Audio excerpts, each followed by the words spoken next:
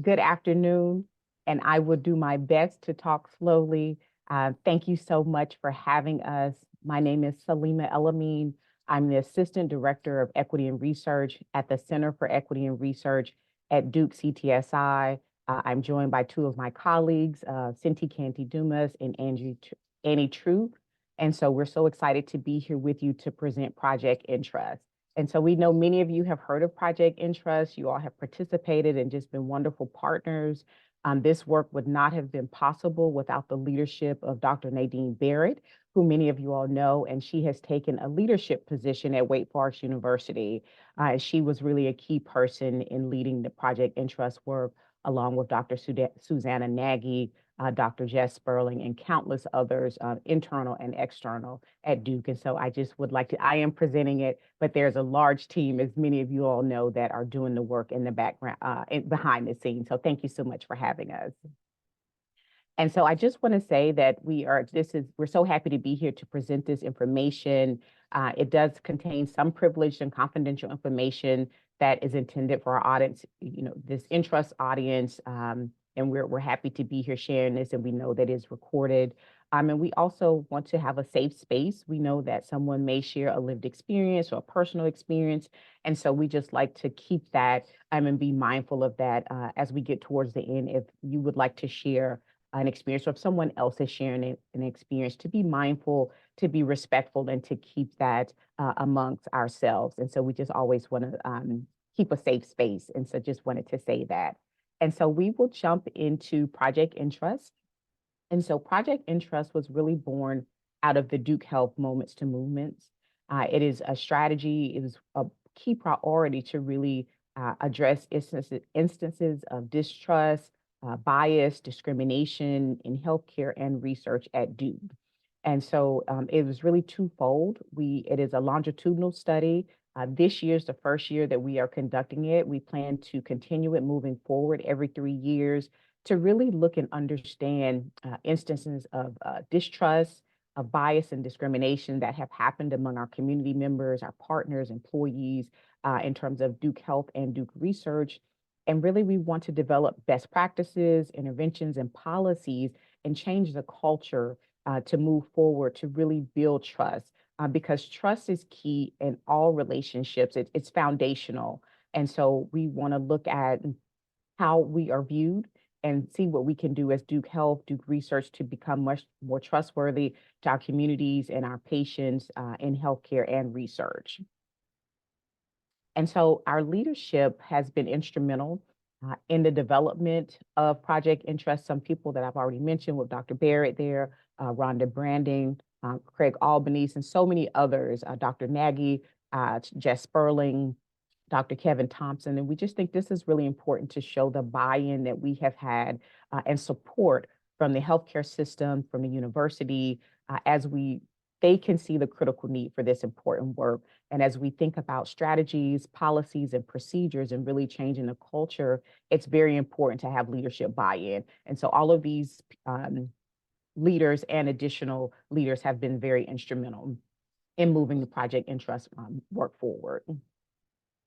But what has really been key for us as our community partners, and that is what we really wanted to do in this project, is really have it be community-led. We wanted to have our community be involved in every step of the process to really lead it. We have met with 600 community members, 15 different community-based organizations.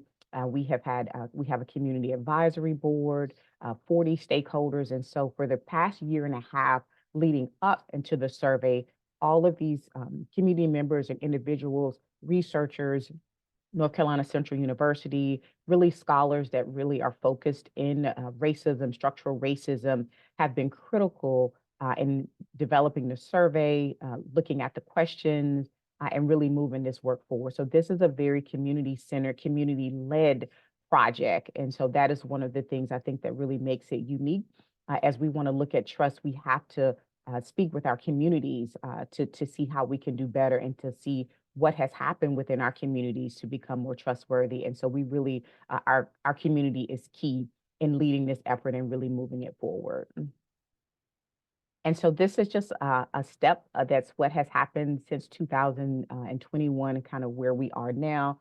in terms of our question development, our literature review. We distributed the survey this summer, and so I'll talk a lot more about that in the next slide. Currently, we are in the process of conducting town halls and also community listening sessions. And then the next phase will be our dissemination in terms of a final report, a website, return of results. And so to date, we have conducted 3 community town halls. We have reached 150 people over those 3 town halls. We've received some amazing feedback. We have had interpreter services at 2, and then our final one was in Spanish and led by a Duke colleague, Andrea Toomey. And so we want to continue because our Latino population is so key to see how we can move forward and continue to engage. And we have some questions around that towards the end. But this is where we are right now in terms of our town halls and our community listening sessions. And we were so excited. Thank you. We came, Dr. Baird and I, we presented to the Latin 19 community this summer. I believe it was in May, about when we were about to launch the Project ENTRUST survey. And so the survey was launched May 5th through July 11th. We were expecting 3,500 respondents. That was our goal. We said, oh, we'll be so excited if we get 3,500. So as you can see, we were ecstatic to see over 6,443 participants that responded. Most of those respondents were in Durham County, Wake County, and in Orange County. And the key groups that we were really interested in for our survey were patients, employees, the public, our community members, and also our community-based organizations. And as you know, we could, many of us are employees, but we're also patients, we're also community members. And so you could select more than one of those options in terms of the groups, our constituent groups. And about 62 or 1%, the survey was available in English and Spanish. So we had about 1% or 62 that decided to take it in Spanish, that toggled from the English to Spanish within our survey. And so now we do have our survey results in, and so we wanted to bring the results back to our community and actually have our community interpret the results. We know often with research, we do a survey, we do our data analysis, and then we present it back. We really wanted to disrupt that process. And so, yes, we do have our survey results in, but we want the community to really be leading the efforts on what does this mean? What are strategies and best practices that we need to change to address trust and trustworthiness at Duke? How can we change the culture? What have been the experiences? And so we were really bringing in, that's what we are in the process of this listening session, and also with our town halls is presenting the results, but having our community members really to interpret it. And so I will delve into some of the data that we had. And so again, our focus was our patients, community members, employees, and also our community-based organizations. And so, and again, you could select more than one for these. Obviously, some of us, again, are patients, we're employees, but either patients or former patients, most were in that category with 5,932, community members with, over 2,100, employees, and then our community-based organizations. And we were very excited to see 389 community-based organizations participate because they are very key in our work. And as being partners in really, addressing health disparities and health equity work. For race, again, we had the majority, the data did tend to skew older. So we did have an older population that completed the survey and more women that also completed the survey. But you can see for whites, we had over 3,700, Black, 1,120, Asians, and about 12% listed Hispanic or Latino. So about 598 out of our total population checked that they were Hispanic or Latino. And we did also look at insurance coverage. We think that's really important. Many of the participants listed private insurance, other Medicare was listed, other those were the top 2, our private insurance and also our Medicaid. And I see there's something in the chat, so please let me know, Annie or Cindy, if I need to answer the questions I'm going through to come off chat. I'm happy to do that. And we wanted to know where are Latino and Hispanic community members and partners receiving their health care. Duke was one option that was there. Most were receiving health care at Duke. Duke was number one with 336, and then followed by UNC Chapel Hill, Good Samaritan, and also Lincoln Health Center. We do have some additional data that we are still analyzing in terms of Duke. We know there is Duke Raleigh, um, Big Duke, some smaller practices within Duke Primary Care. So we are looking at our Duke locations to really flush out that data to see who was attending the different locations by race and gender and ethnicity. We have a lot of data that we are still processing, but just to give you a snapshot of where our Hispanic and Latino respondents, Duke was number one, Chapel Hill, Good Samaritan, Community Health Center, and I think about 60 listed other as well. And then what we really wanted to look at was overarching trust. We were really concerned about trust in healthcare and trust in research. And so these are some of the questions that we really wanted to address to see how our community was feeling about Duke as a trustworthy institution. And so this is a question that I view Duke Health as a trustworthy institution. And so we were happy to see that 84% agreed with that statement, that they view Duke Health as a trustworthy institution. Always work to be done, but overall, this was something that we felt was, this was some great feedback that we received. Still work that can be done, but it primarily is viewed as trustworthy. And then trust in Duke Healthcare was a second area that we looked at.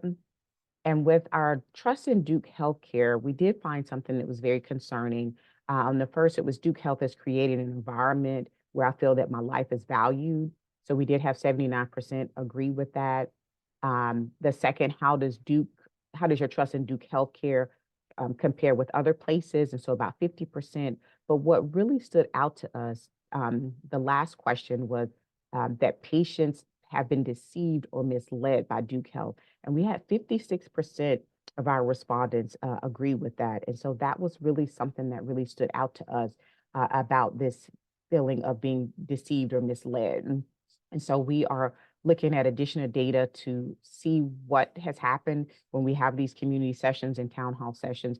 These are some things that we really like to have our community members share their experiences and what are their thoughts about that? What have they seen or heard about people's experiences at Duke, and why is it that they feel that they have potentially been, where they have been misled or deceived at Duke Health? And so we have a lot of work to do in this particular area.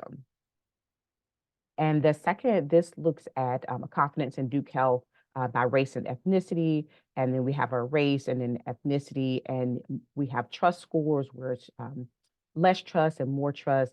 Again, our white constituents tended to have more trust, and then our not Hispanic Latino origin tended to have less trust. And so really this looked at the differences of groups of looking at trust scores. We did an overall trust score by race and ethnicity. And this was something that we also really have to do some work at, and I would like to definitely hear feedback as we move forward, looking at you've hesitated or avoided getting healthcare at Duke. And so we had 26% that stated that. And so we have, in our town halls and in our discussions, there was opportunities on the survey for open-ended questions where you could write in some answers to this. So why is it that 26%, of our community members, our patients, employees and friends have avoided getting healthcare at Duke? Is it because of a prior experience? Is it because of time to get an appointment? Is it because of parking? Is it because of the lack of, diversity among staff or interpreters that are available? So all of these things are what we are trying to look at and examine to get answers to these really, really key important questions. And so we also looked at the percent that have avoided or hesitated getting healthcare at Duke by race and ethnicity. And you can see, again, we had fewer people that were Native American and Alaskan Indian. So their numbers tended to skew higher because we had a smaller population that participated. And so their numbers were higher. But again, this looked at our by avoided healthcare by race and ethnicity. And so next we wanted to look at healthcare discrimination. And so we had several questions around healthcare discrimination and what that looks like. And so 34% of the respondents stated that they had been discriminated against. And so again, this was something that was very startling for our team. And we wanted to know why. We do have some answers that you could have selected on the survey. And there were also options for if you took the survey for you to be able to write in an open-ended answer. But it is very, we have a lot of work to do to really address these experiences of discrimination and to see how we can do better as Duke Healthcare and Duke Research.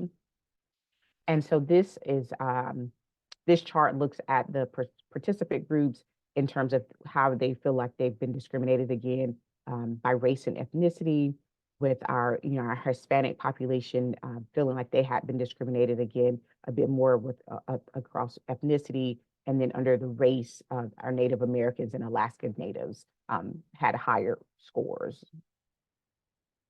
And the reasons for discrimination, which we thought were really powerful, both had to do with not feeling listened to. And so I felt that a healthcare provider was not listening to what I was saying, or that a staff member was not listening to what I was saying. And so this is really important when we think about our healthcare, when you're sharing in these intimate settings, I'm really trying to,